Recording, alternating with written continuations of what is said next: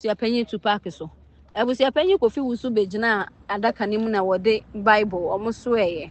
E na yebisa so obeka twa na so obeka brofo no se hwe. Nti omo bisa ne se won ka ne din e na obo ne din Abusuapanyin Kofi Wusu. E na omo se on the 12th of November no otro krata say ye betimi use no court. Wode photo nyina e ka ho na o se an. E na omo se won identify ne signature say you no e na o se an.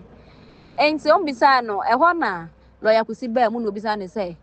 how long has he been the head of the corner ne Akosua family? And also for 7 years. And also in the make you Abusuapanyin around 2018. And also one check it, but it can be true. And Obisana said before being the head, no. Now wouldn't did you know DL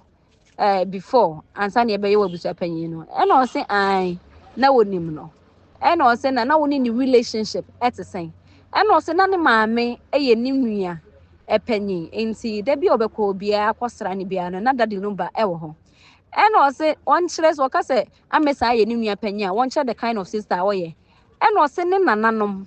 e wo manan e maamiensa e na bema baako na wono Abusuapanyin Kofi Wusu ne maame na ye penyi e na amesa e na ye ketoa e no bisa nsenti na kyesa amesa e ye wo cousin e no se an e no se na wankasa wo maame o wo se and also oh 10 ba me mama metubi me ne ebi wuwu yansa na ye wo me ba me na me to so nkono and also nti wo be agree with me say amesa no wonye part of sa wo maame ma no and also I onye part but oye ne maame nua ba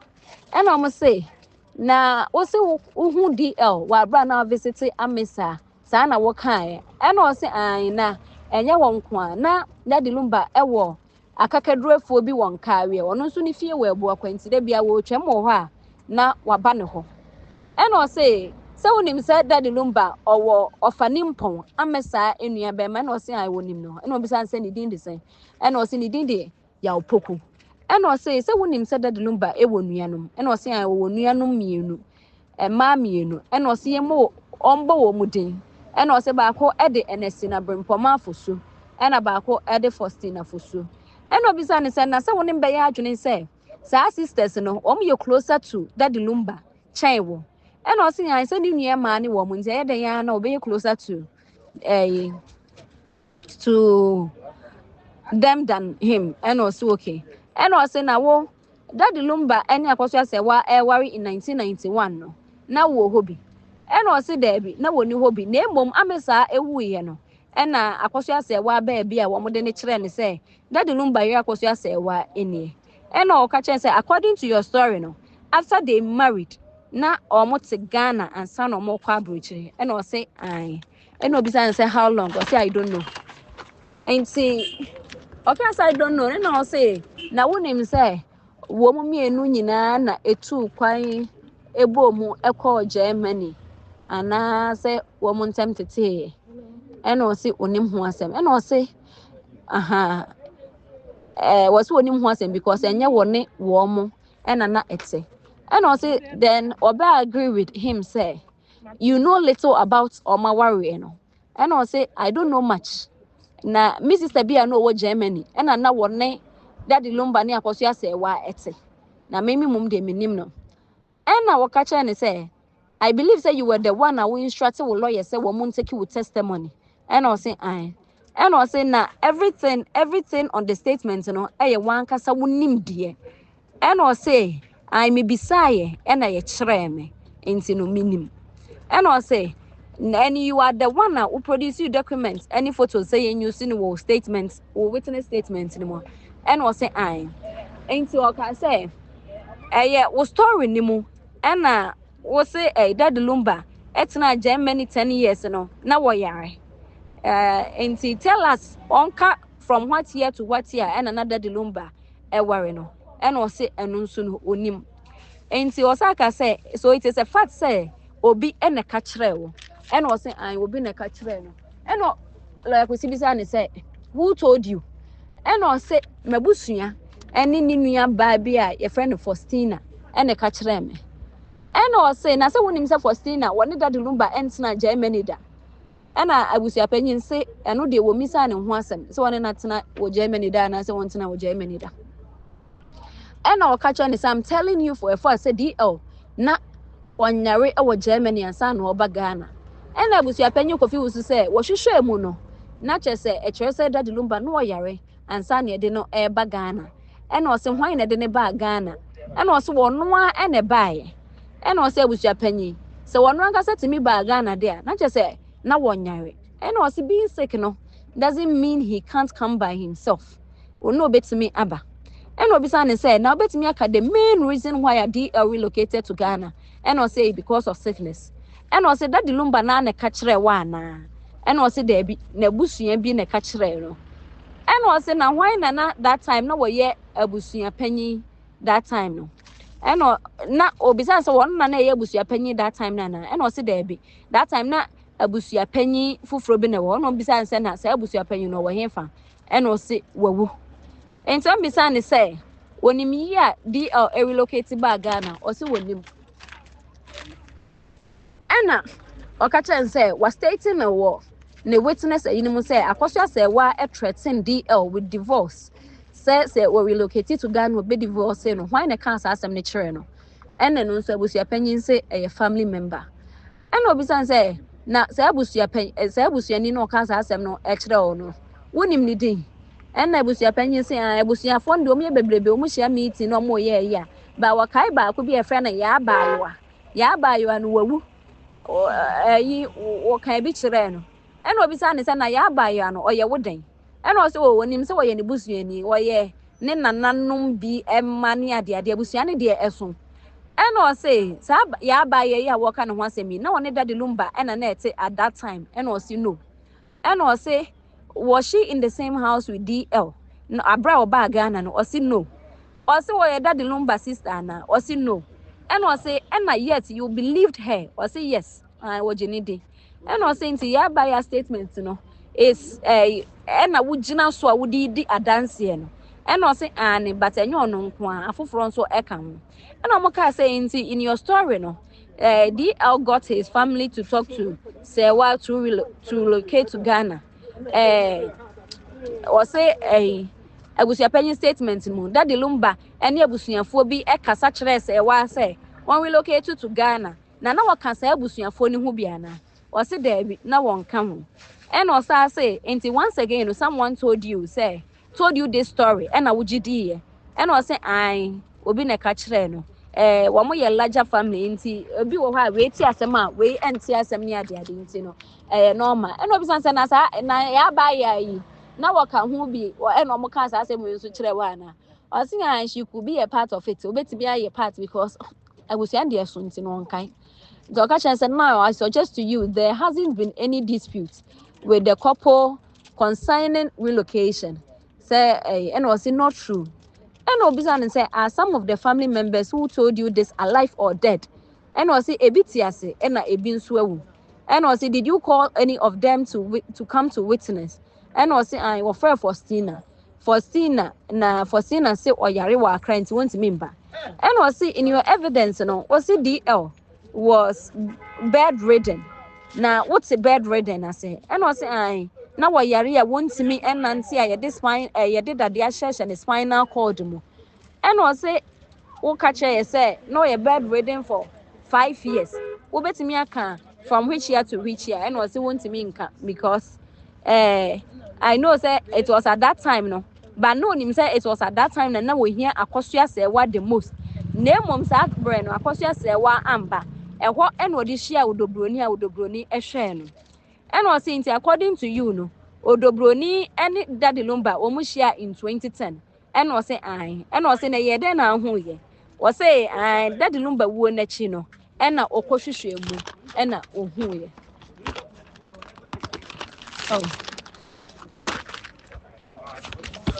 ain't say, Moya and was say, or narrative,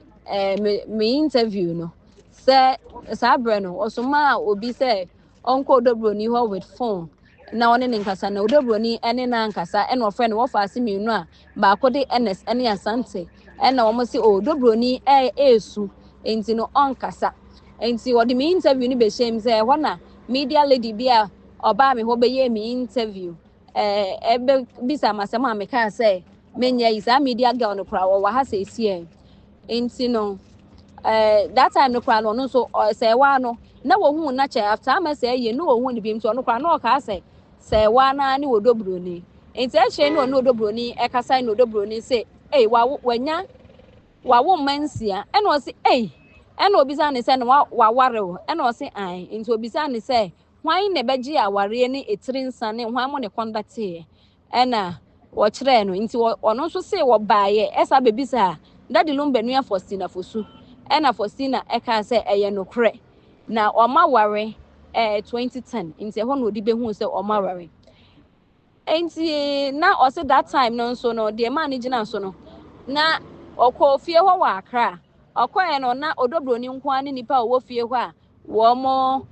monest ne ba wo bia ba no aba bechia no nti ekeka kwa 1 week no na Akosua Serwaa efri Germany ba ya onim se wono so yere wode ensa ekose no nti ekeka kwa 1 week no form it committee no wo yi nipa mienu efri odobroni abusuam nipa mienu efri Akosua Serwaa abusuam president so man nipa mienu to represent the government and omabusuam so mu yi nipa mienu ayi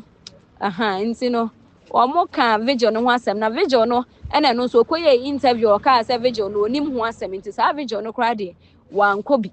but onim se wo mu nyina ekọ Akosua Serwaa ne mani odobro ni mu nyina ekobi enti wo se ehwo no mo ben 1 week no obisa obi ase say yie no obi ameboa obi ase woni bi nti okoje ebesia 6 billion 600,000 Ghana no ebi akakwa eda hɔ a wo mo se omo de ba be ye yi enti ehwo no say lawyer Kosi, I'm suggesting to you say Akosua Serwaa never attended the vigil and was one ne man ne call ye and was say who no in person and answer no so ya ba ya na be ka kire wo and was wo mo ko ba ye no wo man na be ka kire me na video so kra ba abonten a wo mu ready tribute and ba Calvin so kra be ka kire me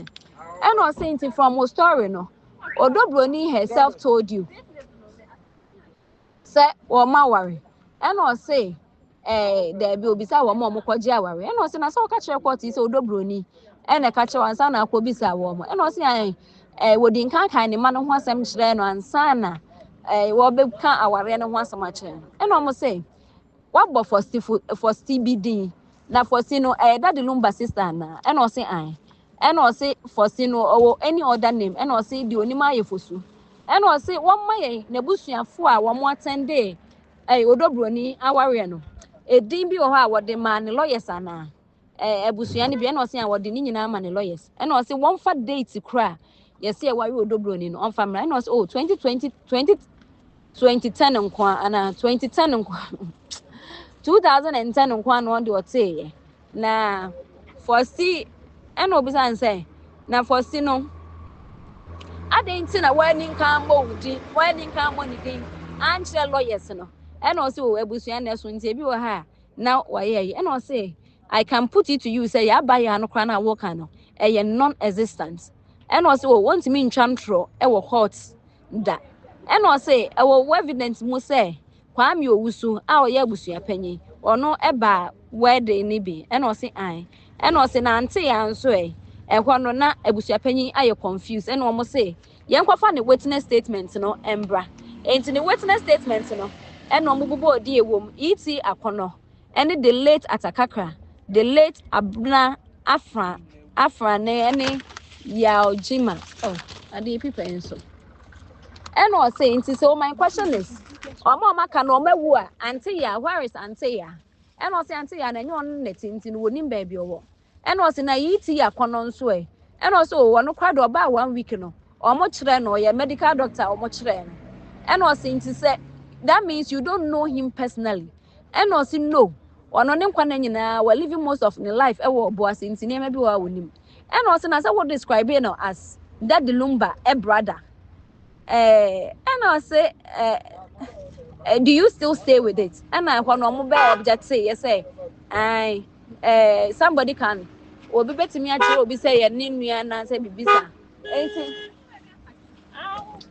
enti wo mo sama ni reframe ye and I say na say wonim say yi ke wonim say yi ti akono no onye daddy lumba enua and I say wonim na wonim said that number so oni nua be ma bia and I say I wonim na e bia yiti akono no ayete say nua damfo nti no ayeyi and obisa ne say na atakakra nso and I say atakakra no nso no wonim no personally and I say na abana from yan so o say onim omo and I say nti why ne this edin we nyina ma wo and I say wo ma wo frɛ wo mo and I say now I'm suggesting to you that all those names doesn't exist and I say oh edin ne de wo ho na nim na wonim omo and I say na say wo ka say DL was sick na wo visiting that was running that was say there be and I say so you never saw him or say I didn't me who no and I say no be or you could you believe say in that period of 5 years no now I name odobroni be say 5 times e no more objective yes say one reframing no on reframing so reframing no say I didn't know and I didn't see meaning and say no say na say e wo case mo say Serwaa present drinks to sa Abusuapanin na we free mo wo so we free mo and I say I no correct.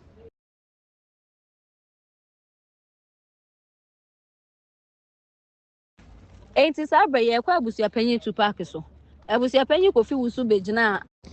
Yeah, enti after the break ye ba ye no o lawyer kwesi etwa na ye ni so. Obisa ne say, obisa Abusuapanin say, abra say wadi triensa na iba no, na say we abusuanfo dodo say in the count. O say won kai na watwe no book ni ma fe o say omo ka kire no ba ne refi. And o say na ani momudi, o say there be oni momudi. And was na only mom in person, or say there be only mom in person. And Obisane said, na, were you present? Or say there be, I wasn't.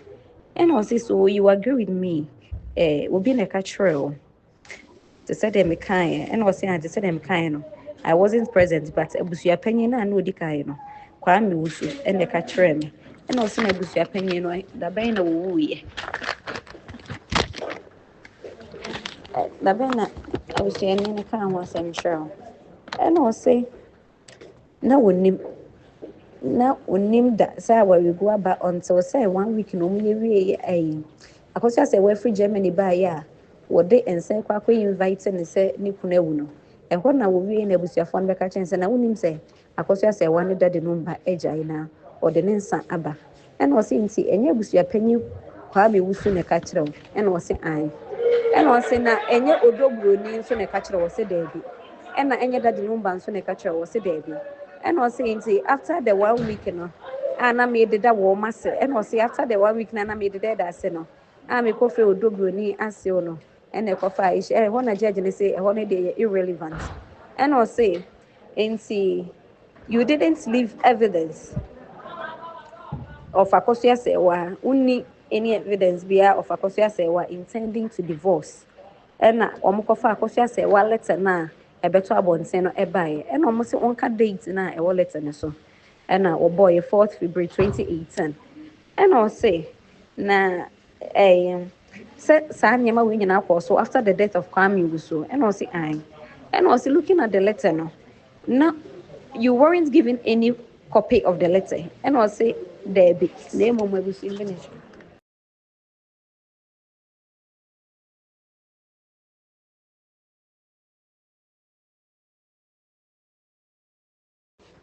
And see,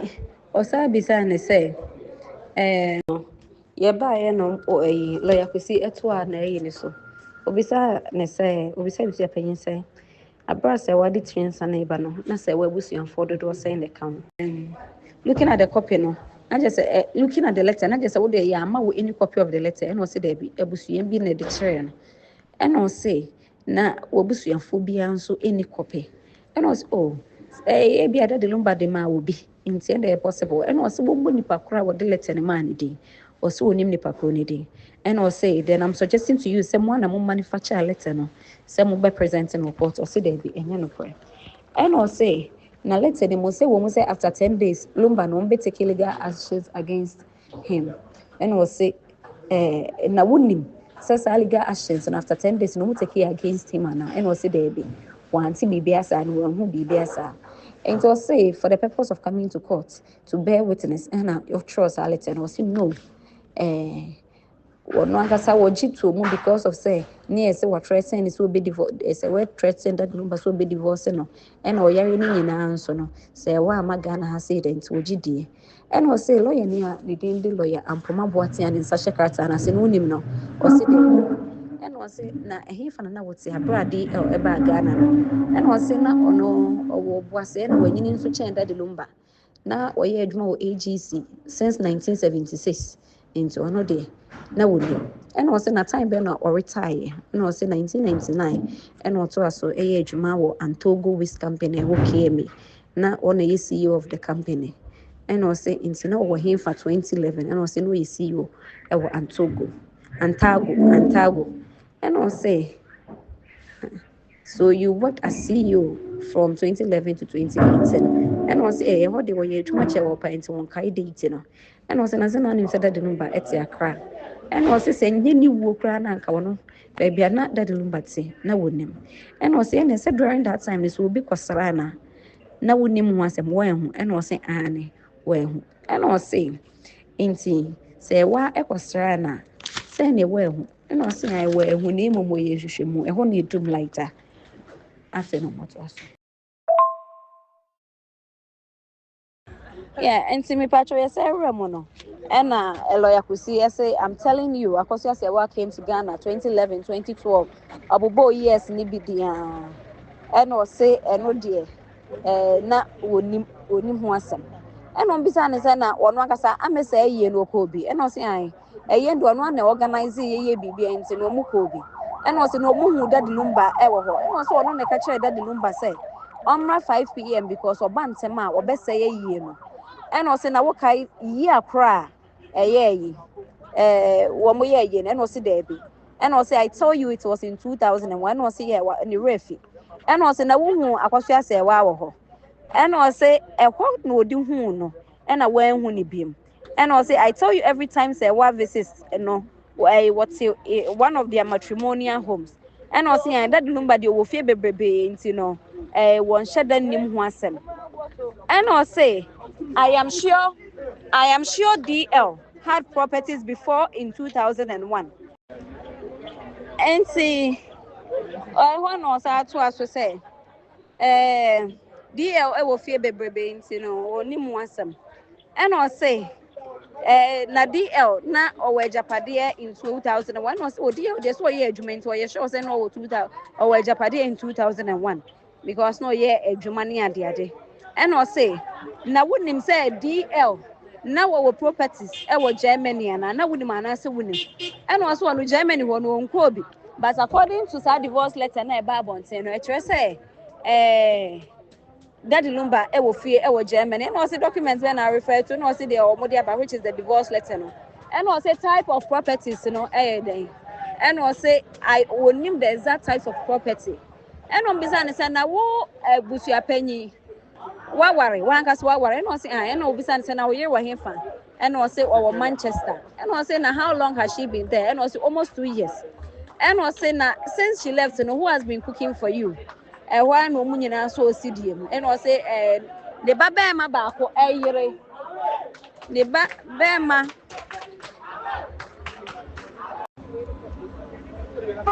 and see one way no say they don't know where this interview this is going into no munye and o say there be wo mu ni ba bi ekọ and I say okay lion ka say in fact and say wo benefit say from say wo ye aduane ama wo nya sika ne ade eno nti na ogusu ye no and also benefits behind what they manage and also but you agree with me that if someone says you are divorced cause of say wo yire to kwan a enye no kre and also depend e bia na yire no mfre no ono so da bia na yire frɛ no na yire afrɛ no yi kra na yire afrɛ no enumre ya ne na di nkomo anopa ya wo be kra ne na di nkomo and also I'm suggesting to you say na Akosua Serwaa any DL so communicate all the time and also no there ya kan kire no and I'm saying na say what can wo letter what the ba aha say ya evidence no say DL akwa wari oba afoforo and as oba na kasa mo say refer to oba no as mistress And I say I say objection and I say there be objection overruled. And see Abusuapanin tutu wa ha say Abusuapanin the cast never omubon tutu pa amama you confused. And I was say one of the onim mistress be ho asem na the onim ne say eh that lumba e ware wo ba bia your friend of Priscilla na onim say wo your mistress and I say nti wo deny mistress na wo let any mo na and also one day yanka mistress bia ho asem na one day onim say odobroni eh yere and on bisan say na DL Akosua Serwaa maami ewu ye no wakwa ye ni bi wose da bi eno mo se na wanso ko bi wose da bi eno mo se na nim ba bi ye no wose da bi eno se na adenti na wo ka se DL na woni around eno se oh ni nuanom na e ka kire me eno se na ye ni kwa data ye no nim wose da bi eno se wo ka ni nuanom no na Ernestina e ka ho ana eno se da bi o eye Faustina ene bo na mane and also na wonim say Akosua Brempoma ekwa ye ni bi and also no do obi anka nkyere no and also I suggest to you say Brempoma ba testify what court has say in your presence say no way ye na sibi and also I wanted that number the and also and yes one in the call ya wonim because na woni ye na sibi enyo nom ne call e ho and na lawyer eka cha ni say Abusuapanyin wonya no kwafo you are not truthful o say there be me ka no krepa and I say, dear, and never can report. I say, Bia, a obi, and a catcher, then you want us and a winning. And what and I say, I do investigate on matters. One day, you should move for matters, one day on shedding. And also, as well, catch your court and say, not when you're present. I will DL and say, why our nothing. And also, I know what you hobby. And also, as well, catch a court you to say, time I know more divorce, and now you hobby was there, be na me hobby name. Me investigations and the letter na me hu ye no and a chesa and almost say na so was a catch court yi say Akosua Serwaa na wuni hobi and I say there be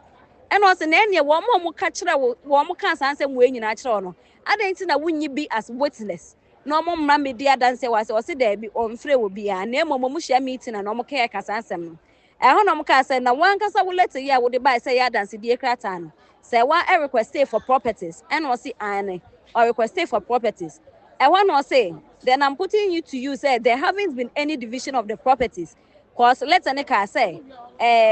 cause let's know in free lawyer biaho and was say I and do a jitum. And what and the lawyers sorry said there be a question now or can no one yes ye and there be judge and say what j answer no etum. Enti what to us was saying. What I said DL a baby or person in ma edin komo bia no or I just a third party and was say I and on beside say na wo hobby was there be obi na ka kire me and daddy lumba na anka san so kan and also na say ni pa no no ne Akosua Serwaa ne ma and na ete or say onim e ho na o mo say o ma close abofo nti